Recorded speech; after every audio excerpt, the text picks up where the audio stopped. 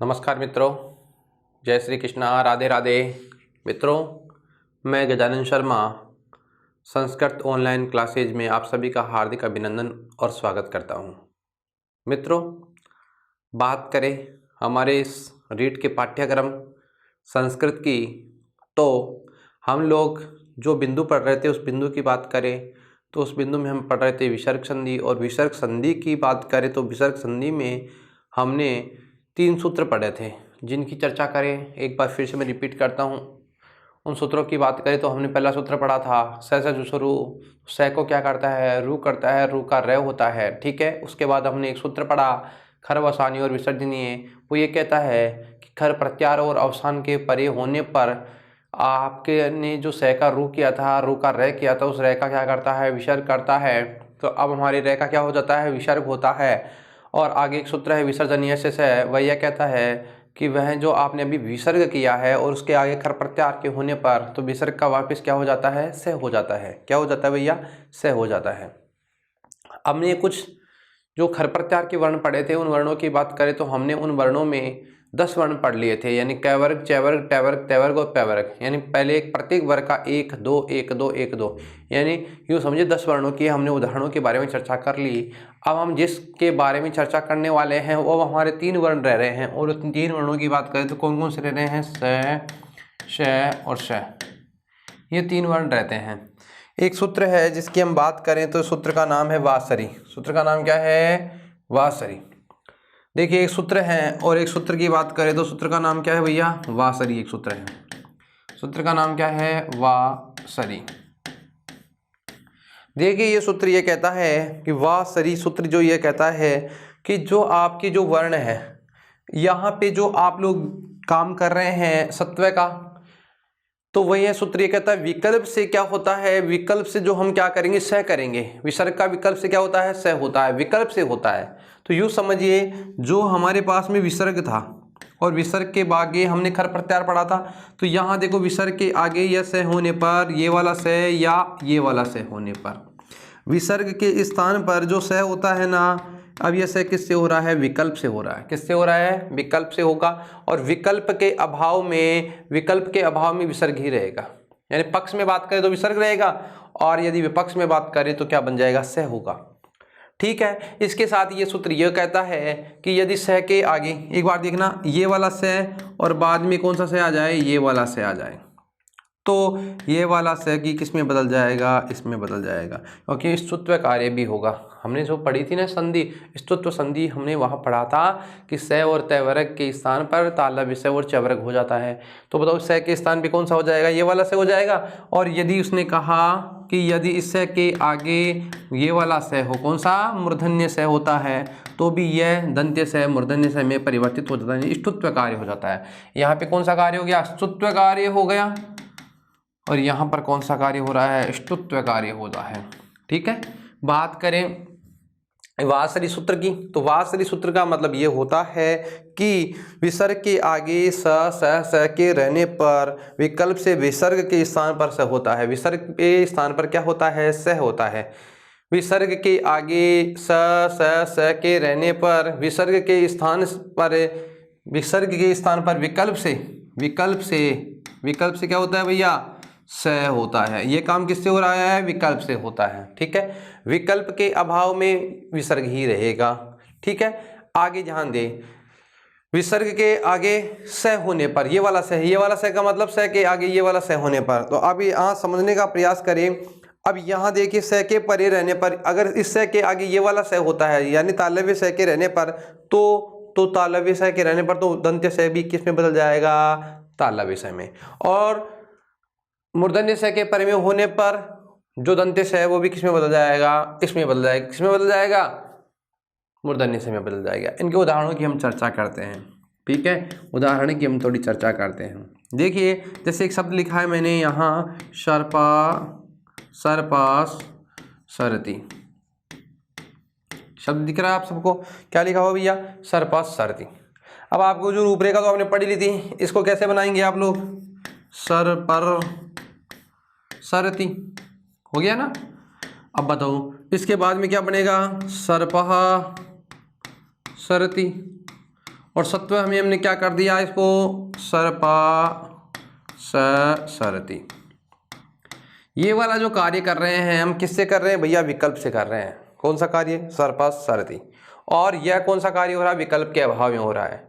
तो इसका मतलब सर्पा सरति कौन कौन से रूप बन गए, सर्पा सरति, शर्पा सरति। ठीक है, आप समझ गए होंगे। क्यों, स के आगे ये वाला स है तो ये वाला रे हो जाएगा, रे के स्थान पर विसर्ग हो गया, विसर्ग के स्थान पे क्या हो गया, दंत्य स हो गया। रूप क्या बन गया, सर्पा सरति, तो क्या बन गया, सर्पा सरति। अन्य उदाहरण की बात करते हैं। जैसे अब हम दूसरे की बात करें तो कुछ उदाहरण से आगे, अगर आगे यदि तालव्य श है और यदि मूर्धन्य श है तो तालव्य श होने वाले में तो क्या हो जाए, स्तुत्व कार्य होगा, और मूर्धन्य स होगा तो ष्टुत्व कार्य होगा। जैसे बात करते हैं, हरीश सोबते, हरीश सोबते। बताओ, अब बताओ सबसे पहले इसका हम क्या करेंगे, हरी र, क्या बन गया, सोबते।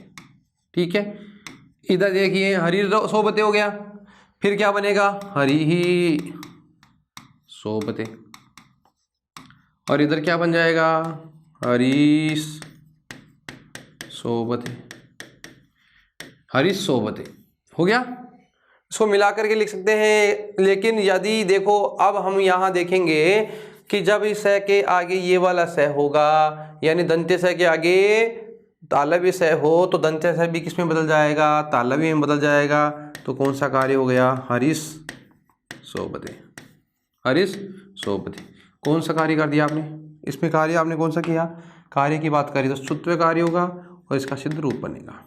ठीक है, तो हरी सोबते, हरीश सोबते, और एक तो रूप बन गया ये। और यदि इसकी बात करें तो विकल्प के अभाव में क्या बनेगा, हरी सोबते।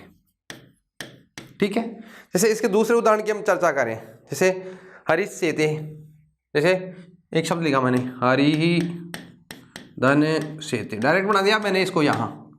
तो बताओ क्या बन जाएगा, स बाद में है तो डायरेक्ट रूप क्या बनेगा, हरीश सेते। और विकल्प के अभाव में क्या बनेगा, विकल्प के अभाव में क्या बनेगा, हरि ही सेते। ठीक है, जैसे अब बात करें जैसे रामस, तो रामा, वही प्रक्रिया तो वही होगी ना, रामस षष्ठ है तो बताओ क्या बनेगा, राम षष्ठ। आगे क्या बनेगा, इधर इधर भी क्या बन जाएगा, राम। अब तो बाद में कौन सा स है, मूर्धन्य स है। तो मूर्धन्य स है तो बताओ यहाँ पर भी हम कौन सा स लगाएंगे, मूर्धन्य स है तो ये वाला जो स है विसर्ग के स्थान पे जो स हो रहा है वह भी कौन सा हो जाएगा, तो क्या बन जाएगा, रामषष्ठ। सिर्फ प्रक्रिया समझ लो एक बार इसकी, समझना चाहो तो जैसे रामस धन षष्ठ। ठीक है, हम चर्चा कर चुके हैं पहले, क्या बनेगा, रामर षष्ठ। बताओ क्या बनेगा, राम षष्ठ, और उसके बाद में क्या होगा, स होगा। तो बताओ क्या बन जाएगा, रामस षष्ठ, और इसके स्थान पर क्या हो जाएगा, रामस षष्ठ। और एक रूप कौन सा बन जाएगा, एक रूप बन जाएगा विकल्प में, तो क्या बन जाएगा, रामः षष्ठ। तो ये तो हो गया कौन सा, ये तो हो गया ष्टुत्व कार्य, ष्टुत्व प्लस सिद्ध रूप, और ये हो गया विकल्प के अभाव में। ठीक है, इसी के साथ ये हमारा सूत्र, और यह जो हम पढ़ रहे थे वो पूर्ण होता है, नियम पूर्ण होता है। वासरी वो ये कहता है कि 1 2 पढ़ा था, उसके अलावा तीनों सह बच गए। तो तीनों सह का मतलब आगे अगर यदि तालव्य होता है तो दंत्य से भी तालव्य हो जाएगा, यदि मूर्धन्य है तो दंत्य से भी मूर्धन्य हो जाएगा। ठीक है, हम थोड़ा आगे चलते हैं। आप समझ गए होंगे सूत्र का या नियम का मतलब। तो वासरी ये कहता है कि विसर्ग के आगे श के होने पर विकल्प से विसर्ग के स्थान पे क्या हो जाता है, स होता है। ठीक है, और स होता है तो स के आगे बताओ ये वाला स हो तो ये इसमें ष्टुत्व कार्य हो जाएगा, और ये वाला है तो ष्टुत्व कार्य होगा। उदाहरण की बात करें तो जैसे आपने रूपरेखा की प्रक्रिया से बात करी, सर्पस सर्ति, तो क्या बनता है, सर्पस सर्ति। और इसका दोनों रूप बन जाएंगे, विसर्ग वाला भी बनेगा, विसर्ग तो इसका अभाव में बनेगा, और यदि हम स करते हैं तो ये सूत्र से बनेगा। स के अगर बाद में देखो ये वाला स है तो ये वाला स हो जाएगा, और हमने कहा कि चर्चा करी है कि यदि ये वाला स है तो बाद में कौन सा हो जाएगा, ये वाला स होएगा। ठीक है, अब ध्यान दिए, अब तक जो हमने पढ़ा है उसकी हम बात कर रहे थे। हमने एक सूत्र पढ़ा था, जिस सूत्र की हम बात करें तो निष्कर्ष ये निकलता है, अब तक जो पढ़ा है उसका एक निष्कर्ष निकला। हमने जो निष्कर्ष निकाला है उस निष्कर्ष की बात करें तो अब तक जो हमने पढ़ा है, एक नियम पढ़ा था खरवसानयो और विसर्जनीय पढ़ा था। ये नियम पढ़ा था ना, खरवसानयो और विसर्जनीय पढ़ा था ना, विसर्जनीय, खरवसानयो और विसर्जनीय से, विसर्जनीय पढ़ा है ना, ये आपने नियम पढ़ा। इसमें हमने पढ़ा कि बाद में क्या क्या हो, खर, और या क्या हो, अवसान, या क्या हो, अवसान। ठीक है, यही पढ़ा था ना। किसके आगे, इसके आगे, रह के आगे, तो रह का क्या होता था, विसर्ग हो रहा था। यही पढ़ा था अब तक। अरे खरवसानी और विसर्जनीय सूत्र ये कहता है कि रह के आगे, क्योंकि हमने सह तो कर दिया, सह से जुसो रू से, तो रह तो कर दिया था। अब ये नियम ये कह रहा था कि रह के आगे या तो खर प्रत्यार हो या अवसान हो, तो रह का क्या हो जाएगा, विसर्ग होगा। तो मैं ये कहता हूं यदि रह के आगे यह नहीं हो, यदि रह के आगे ये नहीं हो तो फिर क्या होगा, तो इसका मतलब ये होगा तो रह का रह ही रहेगा। तो देखो यहां पर अगर मान लो रह के आगे, अब देखो विशेष नियम है ये, अगर रह के आगे हम बात कर रहे हैं किसकी, रह के आगे, अगर रह के आगे बताओ खर नहीं है, खर नहीं है तो बताओ क्या क्या बच गया। तो यहां देखो वर्ग का तीसरा, चौथा, पांचवा है य व र ल। देखो पहला दूसरा इसमें आ गया, अवसान इसमें आ गया, तो बताओ वर्ग का तीसरा, चौथा, पांचवा बच गया और है बच गया। ठीक है, से पढ़ लिया था ना, हर है और ये वर्ण है। अगर ये वाले वर्ण हो, देखो यदि रह तो रह का रह ही रहेगा, रह का रह ही रहेगा। आप मेरी बात को समझ रहे हो कि हम ये निष्कर्ष निकालते हैं, अब तक जो पढ़ा है उसका ये निष्कर्ष निकलता है कि रह के आगे खर और अवसान होता है तो रह का विसर्ग होता है। यहां ये कहता है कि रह के आगे, मैं ये कहता हूं अगर तीसरा, चौथा, पांचवा है या वरल हो तो रह का क्या रहेगा, रह ही रहेगा। तो बात ये हुई कि रह के आगे, रह के आगे, रह के आगे क्या होने पर, रह के आगे क्या क्या हो, वर्ग का तीसरा, चौथा, पांचवा है य व र ल हो तो रह का रह ही रहता है। क्या रहता है भैया, रह का रह ही रहता है। बताओ रह कब हुआ था, आपको ये पता है, विदित है कि से जू सो रू से क्या हो गया था, रू से का क्या हो गया था, से का रू, रू का मतलब रू या रू, तो रू का मतलब यहाँ यह है, से का क्या हो गया था, रह हो गया था, रह हो जाता है। मतलब से हमने क्या कर दिया था, रह कर दिया था। अब आप यहाँ समझो, से के स्थान पे हमने क्या किया, रह किया। ठीक है, अब रह के आगे अब बताओ कौन कौन से हो गए, तीसरा, चौथा, पांचवा है य व र ल हो, तो आपको इतना ध्यान रखना है, रह का क्या रखोगे, रह ही रखोगे। ठीक है, रह का क्या रहेगा भैया, रह ही रहेगा। जैसे बात करें उदाहरण की, उदाहरण की हम चर्चा करते हैं। ठीक है, उदाहरण की बात करें, जैसे मैं एक उदाहरण लिखता हूं, जैसे शब्द लिखा है पितुस धन इच्छा।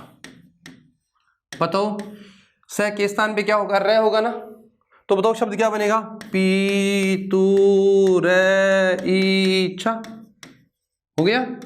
अब बताओ रह का विसर्ग करे क्या, नहीं, क्योंकि बताओ ये तो हमारे स्वर आ गए। अगर सुनो, हमने पढ़ा है तीसरा, चौथा, पांचवा यह वर्ण है, तो ये तो हमारे क्या थे, व्यंजन।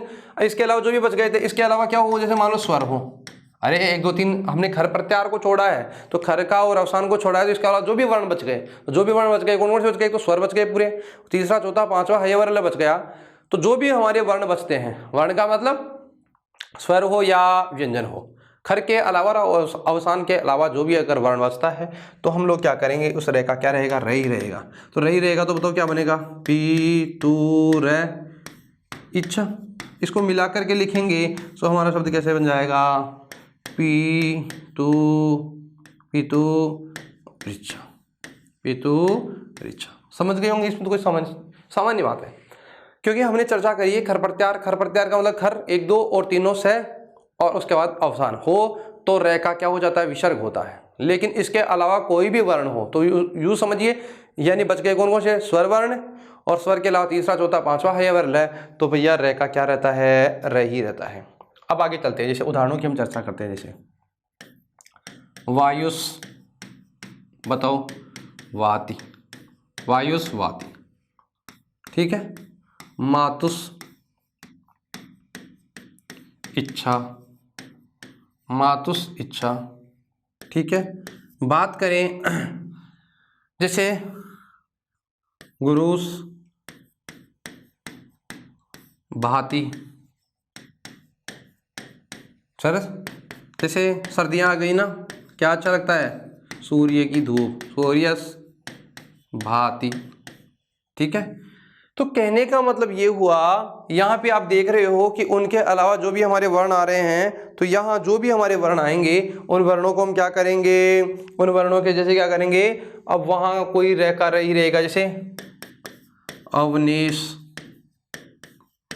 अवनीश गति,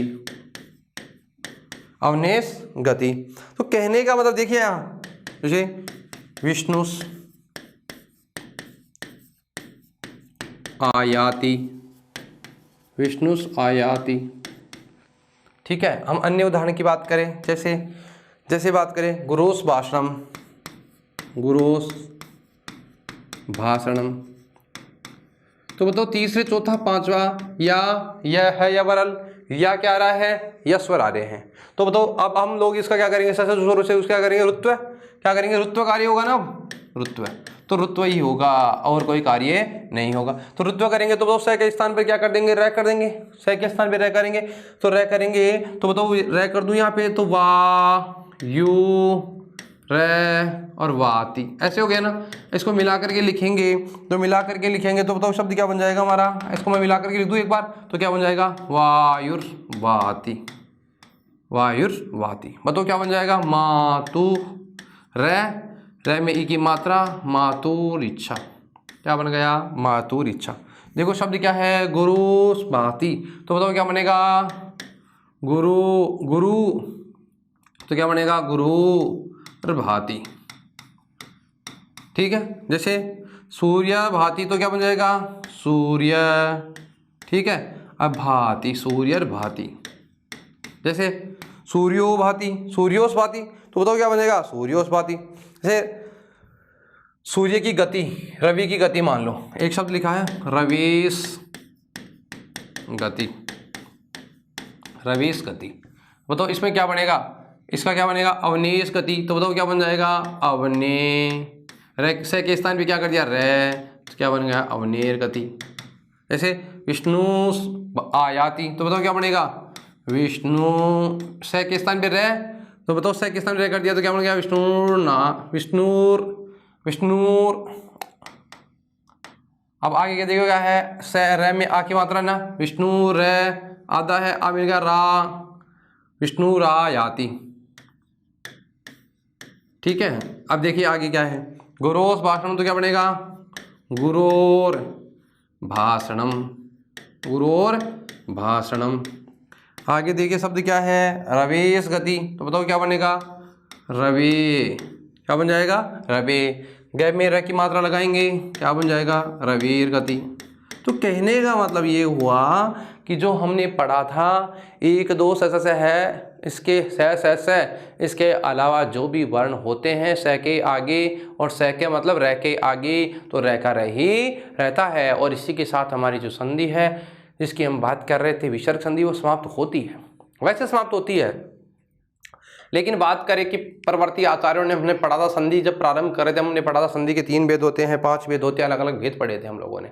उन भेदों की हम बात करें तो हमने एक संधि की चर्चा और करी थी, और उस संधि की बात करें तो संधि का नाम था स्वादि संधि, पढ़ा था ना, स्वादि। इस स्वादि संधि की बात करें तो इस स्वादि संधि को हमने किस में शामिल कर लिया था, इस स्वादि संधि को हमने हल का मतलब व्यंजन, हल, अरे सॉरी बाबा, कहने का मतलब ये हुआ, हल हमने क्या किया था, जो हल नहीं, स्वादि संधि को हमने किस में शामिल किया, यहाँ हमने उसको विसर्ग में शामिल कर लिया था, विसर्ग में कर लिया था ना। तो स्वादि जो संधि है, तो यह स्वादि संधि किसका भेद हो सकता है, विसर्ग का ही भेद है। तो हम ये समझिए, जो विसर्ग संधि हमारी चल रही थी वह समाप्त हो गई वैसे तो, लेकिन हमने जो उत्तर वाली जो संधियां हैं, स्वादि जो संधि है, वह स्वादि संधि किसका भेद है, विसर्ग का ही भेद है, विसर्ग का भेद ही है। कौन सी संधि, स्वादि संधि। इसलिए बात करें तो इस संधि को हम किस संधि में ही पढ़ेंगे, तो इसका नाम क्या हो गया, स्वादि विसर्ग संधि, स्वादि विसर्ग संधि। और स्वादि विसर्ग संधि की बात करें तो वह भी यही वही संधि है जो नियम अब तक पढ़ रहे थे। और इस संधि की बात करें तो इस संधि में जो पहली संधि है उस संधि का नाम है उत्व संधि।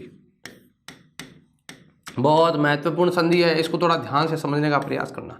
संधि का नाम क्या है? उत्व संधि। देखो संधि का उत्व संधि है और इस उत्व संधि की बात करें तो इसका नियम नंबर 1, इसका नियम और नियम की बात करें तो पहला नियम उत्व संधि का पहला नियम, और एक पहला नियम के रूप में एक सूत्र प्राप्त होता है जिस सूत्र का नाम है अतो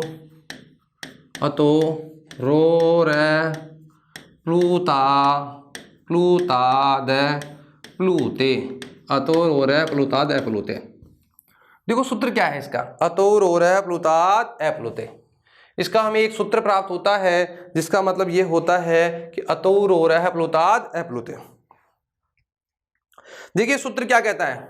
सूत्र ये कहता है अथ का मतलब ऋस्व है। अथ का मतलब क्या हुआ? देखो अथ का मतलब होता है ऋस्व है। ऋस्व का मतलब छोटा। ए की 3 मात्राएं होते हैं, ऋस्व दीर्घ और प्लुत, 3 मात्राएं पढ़ी है हमने ए की, तो यहाँ केवल ए का मतलब केवल ए। ऋस्व ए, इसके आगे ऋस्व ए के आगे क्या हो? मतलब रो रह हो, और उसके बाद में अपलुत यानी ए हो। 3 स्थितियां हो गई। तो यूं समझिए ऋस्व ए हो, ठीक है, उसके आगे क्या हो? रह हो, और इसके आगे क्या हो? ए हो। 3 चीज देखनी है। अपलुत का मतलब ए ही हो। सूत्र ये कहता है अत का मतलब ए, और रह के आगे अपलुत ए के होने पर इस रह को क्या हो जाएगा? ऊ हो जाएगा। क्या हो जाएगा भैया? ऊ। समझ रहे हो क्या मेरी बात को? सूत्र ये कहता है ऋस्व ए के आगे, यानी अब जब हम से का क्या करेंगे? रह करेंगे। विसर्ग संधि पढ़ रहे हैं ना, तो विसर्ग संधि जब पढ़ रहे हैं तो उसमें हम देखेंगे जो हम से कर रहे हैं उस से का हम क्या कर रहे हैं? रह कर रहे हैं। जब रह करेंगे तो रह के साथ में क्या आएगा? रह के साथ में क्या आएगा? ए आएगा। यानी ऋस्व ए होगा, उसके साथ में क्या आएगा? ए, और उसके बाद में रह आएगा। रह के आगे भी क्या होना चाहिए? ए होना चाहिए। ठीक है, तो रह के स्थान पे क्या हो जाएगा? रह के स्थान पे ऊ हो जाएगा। तो अब स्थिति क्या हो गई? ए ऊ प्लस ए, ऐसी स्थिति हो गई ना। जब ऐसी स्थिति हो गई तो हमारी एक जो संधि है वो संधि और प्राप्त होती है। इस संधि की बात करें तो गुण संधि कहती है ए के आगे ऊ के होने पर कौन सा कार्य होगा? गुण कार्य होगा। कौन सा होगा? गुण। तो गुण होगा तो क्या बन जाएगा? ओ प्लस ए। हो गया ये वाला काम। यहाँ पहले गुण होगा। ठीक है, समझना थोड़ा सा इसको। जब ओ प्लस ए ऐसी स्थिति अब हमारे सामने आ गई तो एक संधि हमने पढ़ी थी पूर्व रूप संधि, और पूर्व रूप में हमने पढ़ा कि ओ के आगे या आई के आगे जब क्या होता है? ए, ऋस्व ए होता है, तो भैया उसको क्या हो जाता है? उसको पूर्व रूप हो जाता है, और ए के स्थान पे क्या दिखाई देता है? अवक्र चिन्ह दिखाई देता है। तो बताओ इसका अब क्या हो जाएगा? इसका ऐसे हो जाएगा ओ। समझ गए हो क्या मेरी बात को? तो यूं समझिए जो अतरोरे प्लुताद अपलुते जो सूत्र है वो ये कहता है कि ऋस्व ए के आगे रह के होने पर, और रह के आगे ऋस्व ए के होने पर, ए के आगे भी क्या होने पर? ऋस्व ए के होने पर रह के स्थान पर ऊ हो जाता है। क्या हो जाता है? रह के स्थान पर क्या हो जाता है? ऊ हो जाता है। जब रह के स्थान पे हम ऊ करेंगे तब रह के स्थान पे ऊ हुआ, रह के स्थान पे क्या हो गया? ऊ हो गया। जब ऊ हो गया तो यथा प्राप्त हमें गुण और पूर्व रूप कार्य भी होगा। तो यहाँ कौन सा हो रहा है? यहाँ हो रहा है पूर्व रूप कार्य हो रहा है। तो संधि की बात करें तो संधि का नाम क्या है? उत्व संधि है। संधि का नाम क्या है? उत्व है। आप समझ गए होंगे। ऋस्व ए के साथ आया रह, आगे भी क्या होगा? ए, तो ए रह के स्थान पे क्या हो जाएगा? ऊ। इसे आप कह सकते हैं उत्व। क्या कहेंगे? उत्व हो गया। उत्व के बाद में हम करेंगे गुण, और गुण के बाद में हम क्या करेंगे? पूर्व रूप कार्य करेंगे। सूत्र के अर्थ की हम एक बार फिर से चर्चा कर लेते हैं, सूत्रार्थ भी लिख लेते हैं। ठीक है मित्रों, ध्यान दें। ऋस्व ए के आगे, ऋस्व ए के आगे, ऋस्व ए के आगे रह के होने पर, रह के होने पर रे को ऊ का मतलब ऊ हो जाता है। ऊ हो जाता है। ऊ हो जाता है। कब हो जाता है? रह के आगे भी हो जाता है। रह के आगे भी ऋस्व, ऋस्व का मतलब छोटा, ऋस्व ए के होने पर, यदि ये वाली स्थिति हमें होगी तो होगा, नहीं तो नहीं होगा। तो हमें तो इतनी सी याद रखनी है, बस इतनी सी चीज याद रखनी है, सामान्य बात है। ए प्लस क्या क्या देखना है, ए के साथ में या ए के आगे रह होगा, रह के आगे ए होगा, तो रह को हम ऊ कर देंगे, तो ऊ कर देंगे तो यथा प्राप्त में गुण होगा और गुण के बाद में पूर्व रूप कार्य भी होगा। यथा प्राप्त, यथा या प्राप्त, यथा यानी प्राप्त हो रहा है, नियम नहीं है, अब ये नियम नहीं पढ़ रहे हम। यथा प्राप्त गुण व पूर्व रूप कार्य भी होगा, कार्य होगा।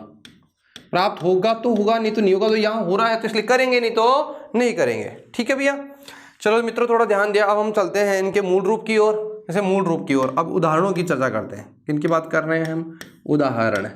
और उदाहरण की जब हम बात करते हैं तो आपको पता लगता है, देखिए इसका जो मूल रूप है उसकी हम चर्चा करते हैं। जैसे आप लोग मूल रूप पढ़ेंगे तो मूल रूप पढ़ेंगे तो आप उसमें हमें हमारे साथ जो नियम होगा उस नियम की बात करें तो नियम कैसा होना चाहिए। जैसे मूल रूप में देखिए अब हमारा शब्द बन गया, जैसे शिवस धन अर्च्य, एक शब्द लिखा शिवस धन अर्च्य, जैसे देवस धन अर्च्य।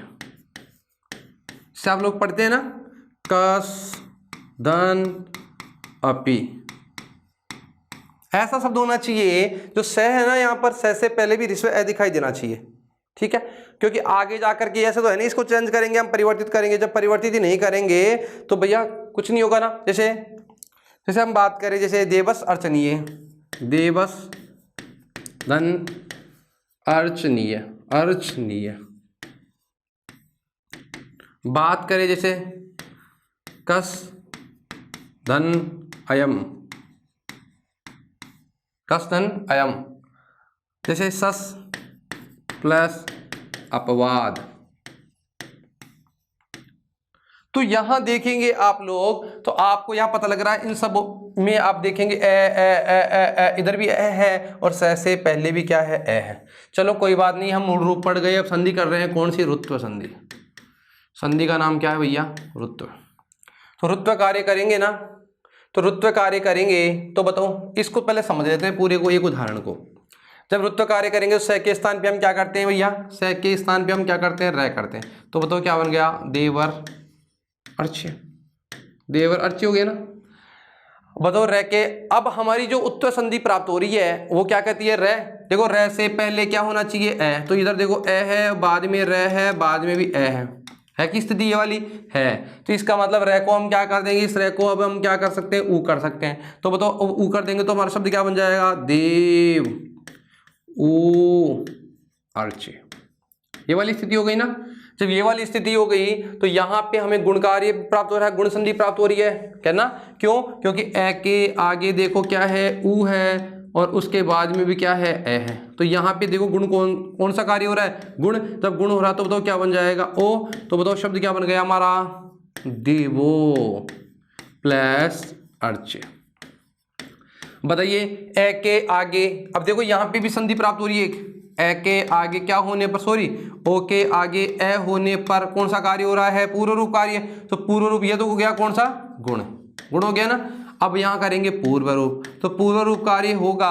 तो बताओ हमने पढ़ा था ना, ओ का ओ रहता है, ए के स्थान पे पूर्व रूप यानी ओ के स्थान पे ओ पूर्व रूप होगा, ए के स्थान पे क्या होगा, अवग्र चिन्ह लगाएंगे। अवग्र चिन्ह लगाएंगे तो हमारा शब्द कैसा बन जाएगा, देवो अर्च्य।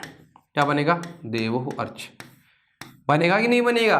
तो कहने का मतलब ये हुआ, ये एक रूपरेखा है, इस प्रक्रिया है, ये इस शब्द की क्या है, ये एक प्रक्रिया, आप समझ गए होंगे। तो कहने का मतलब ये वो, हाँ देखो यहाँ पर देख लो, आप लोग देख ही रहे होंगे, देवर्धन अर्च्य क्या बन गया, देव और ए के बाद में देखो इधर ए है, इधर ए है, बीच में ऊ है, रह के स्थान पे हमने क्या कर दिया, ऊ का मतलब यहाँ कौन सा कार्य कर दिया भैया, उत्व कार्य कर दिया। ये तो हो गया उत्व हो गया।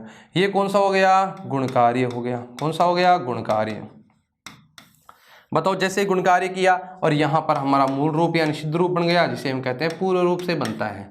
तो कहने का मतलब ये हुआ कि देवस धन अर्च्य से क्या बन गया है, देवो अर्च्य। ये तो हो गया रुत्व। अब रुत्व के बाद में बताओ कौन सा कार्य करेंगे, उत्व कार्य करेंगे। कौन सा करेंगे, उत्व। संधि का नाम भी क्या है, उत्व संधि है। वो तो रह के स्थान भी अब क्या कर दे, ऊ। शब्द क्या बन गया, देव ऊ अर्च्य। ठीक है। जैसे ही उत्तर कार्य हुआ और हमारे सामने एक कार्य और आ गया था जिसके हम बात कर रहे थे, जिसका नाम था गुण कार्य। तो गुण करेंगे तो क्या बन जाएगा, देवो, बताओ आगे क्या है, अर्च्य, देवो अर्च्य।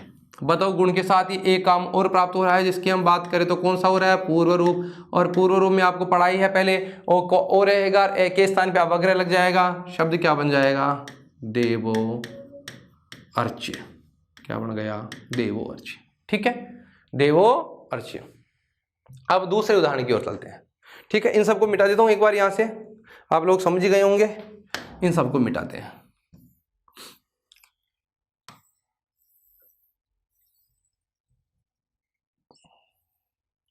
चलो अब आगे चलते हैं। एक बार इनको भी यहां से हटा देते हैं, समझाने के लिए लिखा था आपको, आप समझ गए हैं। तो चलो आगे चलते हैं थोड़ा सा। देखिए आगे एक शब्द लिखा है, अरे अपन ने जो उदाहरण का पढ़ा है इसका पढ़ लिया पहले हमने। किसको पढ़ लिया है, इसको पढ़ लिया, यानी इसका उदाहरण पढ़ लिया, देवस पढ़ लिया ने। अब हमारे पास बच गया कौन सा, शिवस। तो शिवस को हम बाद में पढ़ेंगे, इसको चलो बाद में पढ़ेंगे। ठीक है, अब देखो शब्द कौन सा लिखा हुआ है हमारे पास, कस। देखो क्या लिखा है, कसदन अपि। क्या बना है, कसदन अपि। तो बताओ क्या बनेगा, कर अपि, यही बनेगा ना, कर अपि। इधर क्या बनेगा, देवर अर्चनीय, देवर अर्चनीय। ठीक है, इधर क्या बनेगा, कस कर धन अयम, कर धन अयम। और इधर क्या बनेगा, सर अपवाद, सर अपवाद। और एक शब्द हमने छोड़ दिया ऊपर ही ऊपर, जिसकी हम बात कर रहे थे, यहाँ लिखा नहीं था, शिवस अर्चे। वो वैसे के वैसा ही शब्द है, शिवस प्लस अर्चे। बताओ इसका क्या बनेगा, शिवर अर्चे। ठीक है, बात करें आगे चलते हैं, थोड़ा सा आगे चले। तो आगे चलते हैं हम, आगे थोड़ा इसके आगे बढ़ते हैं। तो आगे आप देखेंगे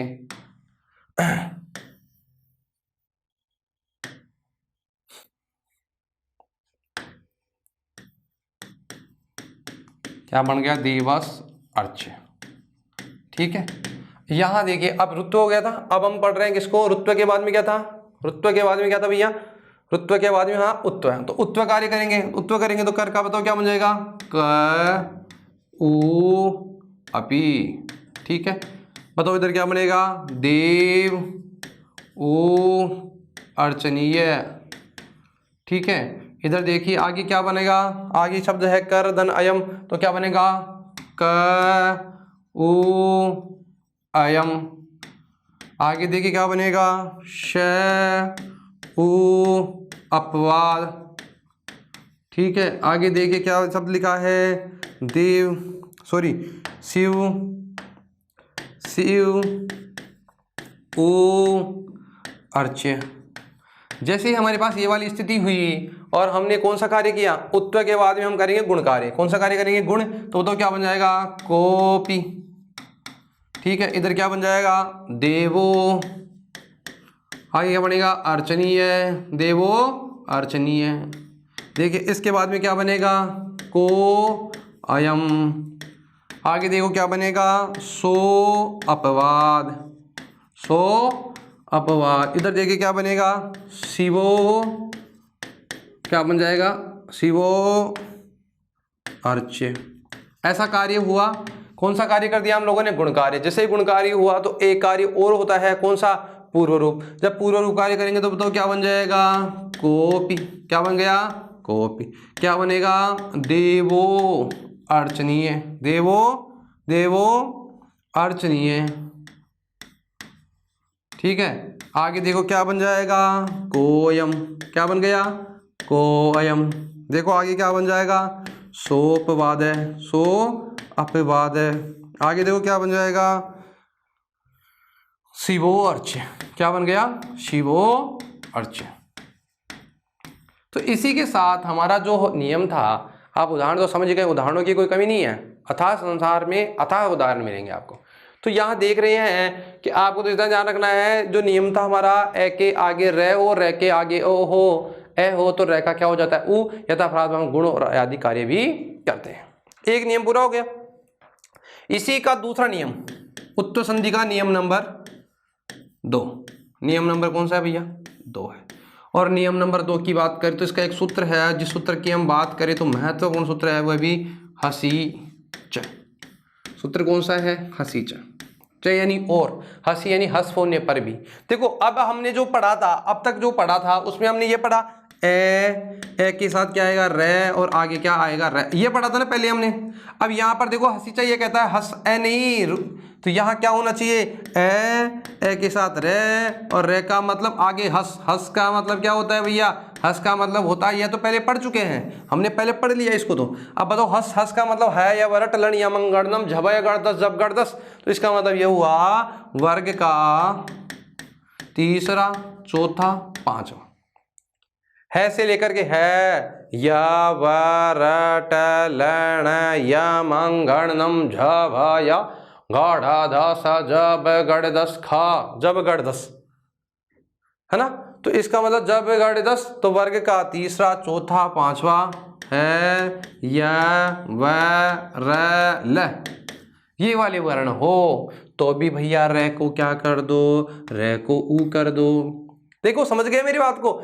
ये तो हमने पढ़ लिया हसी च, हसी सॉरी अतोर और है प्लुतात तो पढ़ लिया। उसमें हमने पढ़ा कि ए के आगे रे हो और ए के उसके आगे भी क्या हो? ए हो। ये तो यहां तक हमने चर्चा की। तो ए का मतलब इसके बाद में भी ए हो तो कौन सी संधि हो रही थी? उत्तर संधि हो रही थी। लेकिन ये कहता है नहीं भैया, अब हसी च हस भी हो, च यानी और, हस प्रत्याहार का मतलब यहाँ हस प्रत्याहार के होने पर भी, यानी हस का मतलब क्या हुआ? वर्ग का पहला, तीसरा, चौथा, पांचवा है ये वरल भी हो तो भी आप कौन सा कार्य करेंगे? तो भी आप कौन सा कार्य करेंगे? उत्तर कार्य करेंगे। यानी ए के आगे रह हो, रह के आगे हस हो तो भी रह का क्या हो जाता है? उ। तो सूत्रार्थ क्या हुआ? सूत्रार्थ हुआ, सूत्रार्थ क्या बात करें तो सूत्रार्थ का मतलब यहाँ ए का मतलब ऋष्व ए, तो वहां देखो यहाँ तो अब क्या होगा? ऋष्व ए के आगे क्या हो? रे हो तो, रे हो तो रे को ऊ हो जाता है, हो जाता है। ठीक है, कब होता है? रे के आगे हस वर्णों के होने पर क्या होगा भैया? हस। हस का मतलब अब देखो ये स्थिति ये होगी ए रे प्लस हस। हस का मतलब आप समझ ही गए ना? हस का मतलब वर्ग का तीसरा, चौथा, पांचवा है ये वरल होगा। तो बताओ ए प्लस रे, तो बताओ ए के आगे, अब यहाँ रे को हम क्या कर रहे हैं? ऊ कर रहे हैं, रे का ऊ कर रहे हैं। अब देखो ए प्लस ऊ ये हो गई ना, तो यहाँ पर कौन सा कार्य हो गया? गुण कार्य हो गया। तो यहाँ केवल गुण कार्य ही होगा। अब बताओ आगे तो हस है ना, ए नहीं है ना, तो अब पूर्व रूप कार्य नहीं होगा। जैसे उदाहरण की हम बात करते हैं, बहुत महत्वपूर्ण उदाहरण उसका एक जिसकी हम बात करते हैं। एक शब्द लिखा मैंने, मनस धन रथ है। बताओ है वरट आ रहा ना? ए थोड़ी है बाद में, ये देखो ए हस। हस का मतलब तीसरा, चौथा, पांचवा है ये वरल। तो यहाँ शब्द लिखा मैंने एक मनस धन रथ। बताओ क्या बनेगा? सबसे पहले तो मन रे प्लस रथ बन गया। कौन सा कार्य हुआ? बात करें संधि कौन सी हो गई? पहले तो रुत्व होगी ना, रुत्व कार्य। जैसे रुत्व किया हमने क्या कर दिया? मन ए है ना इधर, बाद में क्या है? ऊ प्लस रथ। कौन सा कार्य होगा भैया? उत्व कार्य। कौन सा हो गया? उत्व। जैसे ही उत्व कार्य किया तो यहाँ हमें गुण और प्राप्त हो रहा है। क्या प्राप्त हो रहा है भैया? गुण और सिद्ध रूप। तो बताओ क्या बन जाएगा? मन। गुण कार्य करेंगे तो शब्द क्या बन जाएगा हमारा? मैन। ऊ ए प्लस ऊ क्या बनता है? मनो। रह को जोड़ दिया, शब्द क्या बन गया? मनोरथ। तो इसे हम कह सकते हैं गुण प्लस सिद्ध रूप। सिद्ध रूप। समझ रहे हो क्या मेरी बात को? मनस धन रथ से क्या बनता है? मनोरथ, मनोरथ, मनोरथ। ठीक है, इसी की बात करें तो यहाँ देखो, अब जो भी हमारे उदाहरणों की हम बात करें तो उन उदाहरणों में ए के आगे क्या होगा? ऊ होगा, और उनके बाद में हमारे सामने क्या आएगा? उनके आगे हमेशा हस आएगा। हस वर्ण का मतलब वर्ग का तीसरा, चौथा, पांचवा है या वरल होगा। ठीक है, तो उन उदाहरणों की हम चर्चा करते हैं। अब उदाहरणों की ओर बढ़ते हैं। जैसे रामस हसति, रामस हसति। जैसे बालस लिखती, बालस लिखती। उदाहरण है ना, इनकी बात करें जैसे शिवस वंध्य, शिवस वंध्य, शिवस वंध्य। जैसे घटो घटस, घटोस से क्या बन गया घटो, तो क्या बन गया घटोस नास्ति। नहीं भी हो सकता है ना, नास्ति। पांचवा वर्ण भी तो हो सकता है, जैसे लक्ष्मणस, तो क्या बन जाएगा,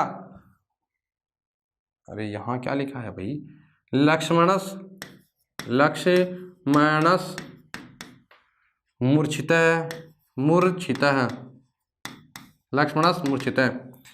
तो दो यहां क्या हो रहा है, इसको थोड़ा ठीक करता हूं, गलत लिखा है ये, घटस, घटस नास्ति। ठीक है। अब आप देखिए इन उदाहरणों में आप देखेंगे तो आप देखो रामस अस्ति, सबसे पहले कौन सा कार्य कर रहे हैं हम, सबसे पहले रुत्व कार्य कर रहे हैं। तो रुत्व कार्य करेंगे तो बताओ क्या बन जाएगा, रामर क्या बन जाएगा हसति। देखो इसमें क्या बन जाएगा, बालर क्या बन गया लिखती। जैसे जैसे आगे देखो शिवर, शिवर वंदे, शिवर वंदे। आगे देखो क्या है, गठर नास्ति। ठीक है, इधर क्या बनेगा, लक्ष्मणर, लक्ष्मण रे क्या है, लक्ष्मण क्या हो गए मूर्छित, तो क्या बन जाएगा मूर्छित है। ठीक है, जैसे ये कार्य आप लोगों ने किया तो लक्ष्मण मूर्छित हो गया और राम हंसता है, बालक लिखता है, शिवर वंदनीय है और घट है नास्ति, गड़ा नहीं है। रुत्व किया और रुत्व के बाद ये बताओ कौन सा कार्य होगा, उत्व। कौन सा होगा, उत्व। तो बताओ क्या बनेगा, राम, राम में क्या है ए, और आगे देखो रे में क्या है ऊ, स्वय के स्थान में क्या हो जाएगा ओ, आगे क्या है हस्ती, रामुर ऊ हसती। बताओ क्या बनेगा, बाल ऊ लिखती, बाल ऊ लिखती। आगे देखिए क्या बन जाएगा, शिव है ना, आगे देखो रे के स्थान पे क्या हो जाएगा ऊ, तो क्या बन जाएगा शिव ऊ, क्या बन जाएगा वंद। ठीक है, जैसे घट ऊ क्या हो जाएगा, घट ऊ। बताओ क्या बना है, घट ऊ, घट ऊ। आगे देखो क्या है नास्ति। आगे देखो क्या लिखा है, लक्ष्मण, लक्ष्मण रे के स्थान में क्या कर दिया ऊ, लक्ष्मण ऊ क्या आएगा मूर्छित। अब जैसे ही यह कार्य उत्व हुआ और उत्व के बाद में हम लोग क्या करेंगे, उत्व के स्थान पर हम क्या करते हैं, जैसे ऊ प्लस इधर ए है तो गुणकार्य होगा, तो जैसे ही गुणकार्य होगा तो हमारा सिद्ध रूप भी हो जाएगा। तो गुणकार्य प्लस कौन सा हो गया, सिद्ध रूप। सिद्ध का मतलब जो हमारा निष्पन्न रूप है वो बनता है, गुणकार्य हुआ है सिद्ध रूप। सिद्ध रूप का मतलब यहाँ क्या है, निष्पन्न रूप, जो रूप बनता है। बताओ राम ऊ हस्ती तो क्या बन जाएगा, राम ऊ और ए मिलता है तो क्या बन जाएगा रामो हस्ती। ठीक है, इधर बताओ क्या बनेगा, बालो लिखती, बालो लिखती, बालो लिखती। आगे देखो क्या बनेगा, शिवो क्या बनेगा, शिवो, शिवो वंद। आ जाओ इधर क्या बनेगा, घटो, वो क्या बन जाएगा नास्ति। और इधर क्या बनेगा, इधर बनाएगा लक्ष्मणो, लक्ष्मणो, लक्ष्मण क्या हो गया मूर्छित, तो लक्ष्मणो मूर्छित है। तो यहाँ देखेंगे आप लोग, आप सभी शब्दों में देख रहे हैं, यहाँ देखो ए के बाद में रह है, रह के बाद में है, तो रह के स्थान पे हमने क्या कर दिया ऊ कर दिया। आगे क्या है का मतलब है वर्ट होना चाहिए, हस हो गया, मैं और ए और ऊ मिलता है तो ओ गुणकार्य होता है, और इसी के साथ हमारा ये सिद्ध रूप बनता है। इसी के साथ हमारी संधि समाप्त होती है। पहली संधि की बात करें तो एक संधि थी जिसका नाम था उत्तो संधि, उसमें हमने एक नियम पढ़ा था कि ए वर्ण के आगे रह हो, रह के आगे ए हो, तो रह के स्थान पे क्या होता है ऊ होता है। उसमें हमने एक केवल आगे वाला वर्ण देखा था ए, यहाँ पे हमने पढ़ा है हसी, जब वो ये कहता है ए वर्ण के आगे रह हो, रह के आगे हस पर हस वर्ण हो, हस का मतलब वर्ग का तीसरा चौथा पांचवा, और हयवरल हो तो र का क्या हो जाएगा, उ हो जाएगा। और इसी के साथ हमारी जो संधि है, कौन सी संधि, उत्तर संधि समाप्त होती है। एक संधि है जिसकी हम बात करें, रैलोप संधि। संधि का नाम क्या है, रैलोप संधि। नाम ही क्या है संधि का, रैलोप। तो इसका मतलब नाम जब रैलोप है तो किसका लोप होगा भैया, रै का होगा। रै का लोप, संधि का नाम ही क्या है, रैलोप। तो रैलोप होगा तो बताओ संधि कौन सी है, रैलोप। और रैलोप क्या कहती है, रै का क्या होगा, लोप होगा। इसके सूत्र की बात करें तो यहां एक साथ दो सूत्र चलते हैं। एक सूत्र है जिसका नाम है रोरी, और एक सूत्र है, इसका एक सूत्र तो हो गया रोरी, और दूसरे सूत्र की बात करें तो दूसरा सूत्र है ड्रिलोपे। ड्रिलोपे, देखो सूत्र की बात करें तो पहला सूत्र तो कौन सा है, रोरी, और दूसरा है ड्रिलोपे पूर्वस्य।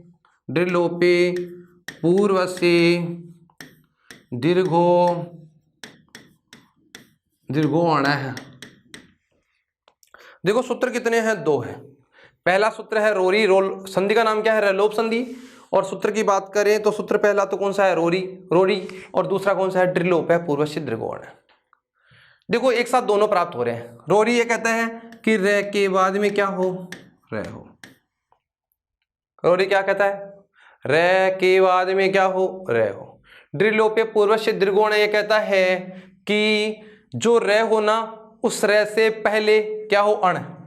तो मतलब ये समझिए अण हो। अण का मतलब ए ई उ, तीन वर्ण हो गए। इसके बाद में क्या हो, रे हो, और इसके बाद में भी क्या हो, रे हो। फिर कहता है ड्रिलोप है, ड्री का लोप करो, ड्री और रे का, तो यहाँ रे का क्या कर देंगे, पूर्व रे का, इसका रे का क्या हो जाएगा, रे का क्या हो जाएगा, लोप। यानी पूर्व रे का, पूर्व रे का लोप, यानी इसका क्या हो जाएगा, लोप हो जाएगा। अब ये कहता है ड्रिलोपे, ड्री का मतलब रे का लोप करो, पूर्व से दीर्घोण है, और पूर्व में इससे पहले जो पूर्व में इससे पहले जो क्या है, इससे पहले क्या है, जो ए ई उ है उनको क्या कर दो, दीर्घ कर दो। दीर्घ करेंगे, इसका लोप करेंगे तो इधर क्या हो जाएगा, आ ई उ। और बताओ रे एक ही रहेगा ना, ये वाला ही रहेगा। तो दोबारा मैं एक बार फिर से रिपीट करता हूं, दो सूत्र प्राप्त हो रहे हैं। रैलोप संधि की बात कर रहे हैं। रैलोप संधि में बात करें तो रैलोप संधि ये कहती है, एक सूत्र होता है जिसका नाम है रोरी, और एक ड्रिलोप है पूर्वस्य दीर्घोण है। दोनों सूत्र प्राप्त काम करते हैं। तो ये सूत्र ये कहता है कि बताओ क्या क्या होना चाहिए, कि ए ई उ, तीन वर्ण हो गए, इनके बाद में क्या हो, रे हो, और उसके बाद में भी क्या हो, रे हो। सामान्य बात है। तो बताओ ड्रिलोप है पूर्वस्य दीर्घोण, सूत्र ये कहता है कि ऐसी स्थिति जब हमारे सामने हो तो पूर्व रेखा, इस रेखा क्या हो जाएगा, लोप। इस रेखा क्या कर दो, लोप कर दो। तब इसका लोप करोगे तो लोप करते समय आपको क्या करना पड़ेगा, इन वर्णों को दीर्घ करना पड़ेगा। ऐसे लोप नहीं करोगे। अगर आप इसका लोप करते हो तो इनको क्या करना पड़ेगा, दीर्घ। तो दीर्घ करेंगे तो ए का दीर्घ क्या होता है, आ, ई का दीर्घ क्या होता है, ई, और उ का दीर्घ क्या होता है, उ। जब आप इसका लोप करोगे किसका, तो यहां आप कर सकते हो इस रे का लोप। अब जब रे लोप होगा तो इधर क्या करना पड़ेगा, दीर्घ करना पड़ेगा। तो बाद वाला ऐसा का ऐसा ही रहेगा। मित्रों थोड़ा ध्यान दे, समझने का प्रयास करें। मैं एक बार सूत्रार्थ लिख देता हूं। रे के बाद, रे के बाद, रे के होने पर, के होने पर, रे के बाद, रे के होने पर, देखो रे के बाद, रे के होने पर तथा, देखो अब यहां देखना, अण, अण का मतलब अण के बाद रे, और रे के बाद में रे हो। तो रे के बाद, रे के होने पर पूर्व रे का लोप हो जाता है। ठीक है, आगे देखो। फिर दूसरा सूत्र कह रहा था, पूर्व रे से पहले, पूर्व रे से पहले स्थित अण, अण का मतलब ए ई उ को दीर्घ हो जाएगा, दीर्घ हो जाएगा। समझ गए ना अब तो मेरी बात को। रह के बाद रह के होने पर पूर्व रह का लोप हो जाता है और पूर्व रह से पहले स्थित अण, अण का मतलब ए ई उ को दीर्घ हो जाएगा। क्या हो जाएगा? दीर्घ हो जाएगा। आप समझ गए हो। यहाँ पर देख लो, ए ई उ प्लस रह होगा तो पूर्व रह का क्या कर रहे हैं हम लोग? लोप कर रहे हैं। पूर्व रह का जब लोप कर रहे हैं तो इससे पहले जो स्थित ए ई उ है उनको हम क्या कर रहे हैं? दीर्घ कार्य कर रहे हैं। इसका मतलब ये दीर्घ होगा और ये कार्य एक साथ में होंगे। ठीक है, आप समझ गए यहाँ तक तो यहाँ आप समझ चुके हैं। अब मैं बात करूँ आप लोगों से उदाहरणों की। अब उदाहरण की चर्चा करते हैं। जैसे एक शब्द लिखते हैं और जैसे इसी के एक हाथ एक उदाहरण समझते हैं। जैसे हम लोग, जैसे एक हरीश एक शब्द है उदाहरण, और उदाहरण की बात करें तो जैसे एक शब्द लिखा है हरीश, आगे देखो क्या लिखा हुआ है? रम्य। दो रह होने चाहिए ना इधर भी। अब बताओ से का पहले क्या होता है? से का पहले क्या करेंगे हम लोग? रह प्लस रम्य। तो ये तो हमारा हो गया मूल रूप। ये तो क्या है भैया? मूल रूप हो गया। मूल रूप जैसे मूल रूप हो गया तो यहाँ पर एक संधि हो रही है जिसका नाम क्या कर रहे हैं हम? रुत्व संधि कर रहे हैं। ये हो गया रुत्व कार्य, हरि रम्य। अब देखो स्थिति क्या हो गई? इधर छोटी ई होनी चाहिए पहले, बड़ी नहीं होनी चाहिए पहले, छोटी होनी चाहिए। तो ई है क्या? तो यहाँ देखो ई स्थिति ये हो गई, बाद में रह और इसके बाद में भी रह। ये वाला नियम हो गया ना। तो इस पूर्व रह का क्या करेंगे? लोप करेंगे। तो इसका क्या कर दो? रह लोप। रह का क्या कर दो? लोप। जब इसका लोप करेंगे तो इससे पहले जो ई है, ई का मतलब यहाँ क्या करना पड़ेगा? बड़ी लगानी पड़ेगी। तो यहाँ पे बताओ ये नियम प्राप्त हो गया ना। ये वाली स्थिति हो गई। फिर ई के बाद में रह है, रह के बाद में ए है, तो पूर्व रह का हम करेंगे लोप। जब पूर्व रह का लोप करेंगे तो इससे पहले जो ई है इसका क्या कर देंगे? दीर्घ कर देंगे। तो इसको दीर्घ करेंगे, तो इसको दीर्घ करेंगे तो भैया यहाँ पर हमारा जो रूप है वो हमें अलग से प्राप्त हो रहा है। तो अलग प्राप्त हो रहा है तो देखिए एक बार। जैसे अब देखो हम क्या बनाएंगे? क्या बनेगा? हरि, क्या बन गया? रम्य। ये वाली स्थिति हो गई। क्यों? यहाँ पे कौन सी संधि हो गई? रैलोप। अब जब रैलोप का कार्य आप कर देते हो तो यहाँ पर दीर्घ, अब दीर्घ कार्य भी करना पड़ेगा ना। तो शब्द क्या बनेगा? हरि रम्य। क्या बन गया भैया? हरि रम्य। कौन सा रूप हो गया? दीर्घ कार्य। और दीर्घ कार्य करते ही हमारा क्या हो जाएगा? रूप निष्पन्न रूप, यानी संपन्न रूप बन गया। ठीक है, नहीं समझे क्या? हरिस्तन रम्य, बताओ क्या बन गया? हरि रम्य। हरि रम्य, हरि रम्य और हरि रम्य। ठीक है, आगे चलते हैं, कुछ उदाहरणों की ओर बढ़ते हैं। जैसे उन उदाहरणों की बात करें, जैसे गुरुस प्लस रुकना। रह के बाद में क्या होना चाहिए? रह होना चाहिए। ठीक है, जैसे शब्द लिखा है गुरुस्तन रुकना। जैसे शिशुस रोदिति, अब लिखा है शिशुस, ऊ है ना, इधर इधर ऊ है, प्लस रो, शिशुस रोदिति। शब्द की बात करें तो शब्द क्या है? शिशुस रोदिति। क्या लिखा भैया? शिशुस रोदिति। बताइए इन जो दोनों शब्द आपने लिखे हैं उन दोनों शब्दों में आपको दिखाई दे रहा होगा, इधर देखो ऊ है, उधर स है, उधर बताओ रह है, रह है। तो स का हम क्या करेंगे? पहले रह करेंगे। जैसे क्या करेंगे? रह करेंगे। अब रह करेंगे तो रह करेंगे तो भैया अब हमें यहाँ क्या करना पड़ेगा? जब रह आप लोग करेंगे तो अब सबसे पहले देखो मूल रूप यह है इनका। तो मूल रूप यह है तो यहाँ देखेंगे आप शिशुस रोदिति लिखा, जैसे शंभुस राज, एक शब्द और लिखते हैं। इसकी बात करें शंभुस राजते, शंभुस राजते। बताओ ये मूल रूप हो गया। मूल रूप के बाद में कौन सा कार्य होगा भैया? रुत्व होगा। कौन सा होगा? रुत्व। रुत्व करो तो बताओ क्या बनेगा? गुरुस, तो गुरूर रुकना, गुरूर रुकना। क्या बन गया? गुरूर रुकना। आगे देखिए क्या बन जाएगा? शिशुर रोदिति। ठीक है, इधर क्या बनेगा? शंभु और शंभुर में क्या बन जाएगा? शंभुर राजते। इनका मूल रूप यह है। सब क्या है? मूल रूप। कुछ शब्द ऐसे होते हैं जिनका मूल रूप यहां से प्रारंभ होता है, तो उन शब्दों को भी हम लिख लेते हैं साथ के साथ में। जैसे आप लोगों ने पढ़ा होगा ना, निर्धन रस, से निर प्लस रव से निर्धन रज। एक शब्द है पुनर प्लस, आप चाहें तो लगा सकते हैं ना, पुनर्धन रमते। जैसे एक शब्द है अंतर प्लस राष्ट्रीय। शब्द ऐसे होने चाहिए जिनके अंदर हमेशा हमें यहाँ र दिखाई देना चाहिए। क्या होना चाहिए? जैसे प्रातर प्रातर राजते। तो इनमें आप देखो, आप सबको यहाँ र र र र दिखाई दे रहा होगा। देखो र र र र र के बाद में र, इससे पहले देखो सब में ऋस्व ऋस्व ए यू दिखाई दे रहा होगा। ए इधर देखो, इधर ए है, इधर ए है, इधर ए है, इधर ई है, इधर ऊ है। ठीक है, सभी के उदाहरण हमारे सामने आ ही गए हैं। जैसे ऐसी स्थिति हमारे सामने आती है तो हम लोग क्या करते हैं, एक र का क्या कर देते हैं, लोप। तो रूप क्या बन जाएगा, रे लोप हो जाएगा।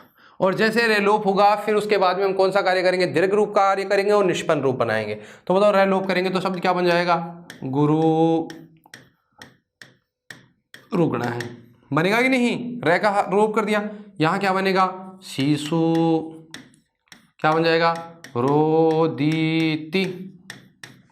यहाँ क्या बनेगा, शंभु राजते, शंभु राजते। आगे देखो शब्द क्या है, नीरस, नीरस है। इधर देखो क्या बनेगा, नीरव। आगे देखो क्या बनेगा, नीरज। ठीक है, आगे देखो क्या बनेगा, पुनरमते। इधर देखो क्या बनेगा, अंतरराष्ट्रीय, अंतरराष्ट्रीय। आगे देखो क्या लिख बनेगा, प्रातः प्रातः राजते। जैसे ही हमारे सामने ये वाली स्थिति आएगी तो हम इन वर्णों को क्या कर देंगे, अब दीर्घ कर देंगे। जो अण है, अण का मतलब ए ई उ है, उसको हम क्या करेंगे, दीर्घ करेंगे। क्या करेंगे, दीर्घ। और जैसे दीर्घ रूप बनाएंगे और हमारा रूप क्या हो जाएगा, सिद्ध हो जाएगा। तो दीर्घ कार्य प्लस संपन्न रूप या निष्पन्न रूप, दीर्घ कार्य निष्पन्न रूप। दीर्घ के साथ ही कौन सा कार्य हो रहा है, निष्पन्न हो रहा है। देखो गुरु, अब देखो र में उ की मात्रा छोटी है ना, यहाँ ध्यान देना। अब बताओ क्या बन जाएगा, र में हम बड़ी मात्रा करेंगे तो क्या बन जाएगा, गुरु। क्या लिखा है आगे, रुकना है, गुरु रुकना है। ठीक है, जैसे इधर क्या बनेगा, शिशु। तो शिशु में छोटी मात्रा है या बड़ी होगी, अब बड़ी हो जाएगी। क्यों, यहाँ ऊ की छोटी मात्रा है बाद में। अब देखो रूप जो निष्पन्न रूप बन रहा है वो क्या बनना है, शिशु रोदीति, शिशु रोदीति। आगे देखिए शब्द क्या है, शंभु। भू में ऊ की मात्रा छोटी है ना, यहाँ क्या हो जाएगी अभी, बड़ी। तो शंभु राजते। आगे देखिए शब्द क्या है, नी। तो नी के अंदर छोटी मात्रा है ना, नीरस है। तो बताओ क्या बन जाएगा, नीरस है। ध्यान रखना, कई बार यहाँ से ऐसे प्रश्न पूछ जाते हैं, यहाँ मात्रा का बहुत महत्वपूर्ण योगदान है। यहाँ छोटी मात्रा नहीं होगी, हमेशा बड़ी मात्रा की। और इन शब्दों में भी ध्यान देने वाली बात है, अशुद्धि और अशुद्धि की हम जब बात करेंगे, शुद्ध और अशुद्ध की, तो ये शब्द क्या माने जाएंगे, शुद्ध माने जाएंगे। शुद्ध होते हैं क्यों, क्योंकि ये वाला नियम हमें प्राप्त हो रहा है, हिंदी में हो चाहे संस्कृत में हो। और यहाँ से देखना, शंभु में कौन सी मात्रा आती है, बड़ी। शिशु में कौन सी आती है, बड़ी आती है। ऊ में किसकी बात करूँ मैं, ऊ की। से नीरस में, नी में कितनी कौन सी मात्रा आएगी, बड़ी की मात्रा आएगी। तो नीरव में कौन सी आएगी, ये वाली आएगी। जैसे शब्द लिखा है नीरज, तो नीरज में भी कौन सी आती है, नी में बड़ी मात्रा आती है। देखो शब्द क्या है, पुनः। तो देखो पुनः नहीं होता है, क्यों, बाद में रहता, इसलिए यहाँ पुनः नहीं होगा। हमेशा ध्यान रखना, क्या बनता है, पुनरारम्भते। क्या बनता है, पुनरारम्भते। क्या बनता है भैया, पुनरारम्भते। अंत नहीं होता है भैया, ध्यान रखना हमेशा मित्रों। थोड़ा सा छोटे छोटे शब्द है, बहुत महत्वपूर्ण है। यहाँ से सीधे सीधे प्रश्न पूछे जाते हैं, हिंदी में भी यहाँ से प्रश्न पूछ लिया जाता है। आपको ध्यान रखना है, अंत नहीं होता है, क्या होता है, अंता। और एक साथ नहीं आएगा ये कभी भी, इसलिए इसको अलग अलग लिखेंगे तो क्या बन जाएगा, अंतरराष्ट्रीय। प्रातः नहीं, प्राता और राजते, प्राता राजते। क्या बनेगा, प्रातः राजते। आप देख रहे होंगे इनमें, देखो ए का आ कर दिया, ए का आ कर दिया, ए का आ कर दिया, ई का बड़ी हो गई और यहाँ ऊ का बड़ा हुआ था। ऊ हमने पढ़ा था ना, दीर्घ अण। तो इसका जो नियम है वो नियम हम पढ़ते हैं, एक बार फिर से रिपीट करता हूँ। हमने पढ़ा था कि र के बाद देखो यहाँ फिर से एक बार करता हूँ कि ए यू के आगे रह हो, रह के आगे रह हो तो पूर्व रह का लोप हो जाएगा, और जो ए यू ऋस्व ए यू है उनका क्या हो जाएगा, दीर्घ हो जाएगा। मित्रों बात करें तो इसी के साथ जो हमारी संधि है विसर्ग संधि, और विसर्ग संधि समाप्त होती है। और विसर्ग संधि ही नहीं, मैं तो ये कहता हूँ पूर्ण जो हमारी संधि है, जो इस पाठ्यक्रम में जो हमारी संधि थी और जो हमारे लिए ज़्यादा महत्वपूर्ण थी, उससे भी ज़्यादा हमने आपको बताने का प्रयास किया है। रीट के पाठ्यक्रम से भी ज़्यादा बताने का प्रयास किया है। ऐसा कुछ हमने छोड़ा नहीं है कि आपको ऐसा लगे कि यह नियम रह गया हो। तो बात करें, इसी के साथ हमारा जो यह टॉपिक था, संधि का टॉपिक समाप्त होता है। और जब हमारी आगामी क्लास होगी उसमें कुछ नया टॉपिक आपके सामने होगा। उस नए टॉपिक में हम आपके लिए नया लेकर के आएंगे। और यहाँ अब जो संधि का जो ये चैप्टर है, यहाँ से आप ध्यान रखना, हिंदी हो चाहे संस्कृत हो, एग्जाम में जब यहाँ से प्रश्न आएंगे उनको ज़्यादा प्रामाणिकता मानी जाएगी। हिंदी के प्रश्नों में भी यदि संधि के मामलों में कोई यदि संशय की स्थिति उत्पन्न होती है तो संस्कृत की सहायता लेकर के उनको क्या किया जाता है, उनको स्पष्ट किया जाता है। उनको उनका जो यदि उनका स्पष्ट उत्तर नहीं मिल रहा तो संस्कृत की सहायता से उनको स्पष्ट माना जाता है। इसलिए मैं आपसे कहना चाहूँगा इस टॉपिक को आप दोनों, हिंदी और संस्कृत दोनों को ध्यान में रखते हुए इसको गहराई से आप अपनी पढ़ाई को निरंतर रखें। आगामी कक्षा जब तक होगी तब तक के लिए आप सबका धन्यवाद।